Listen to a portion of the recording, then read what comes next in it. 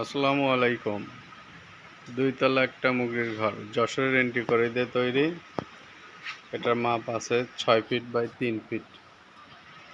4টে পাল্লা আছে এবং 4টে খোপ পাবেন। উপরে টিন দেওয়া এবং পিছনেও কাঠ দেওয়া আছে। অনেক মজবুত একটি ঘর। এটাতে অনায়াসেই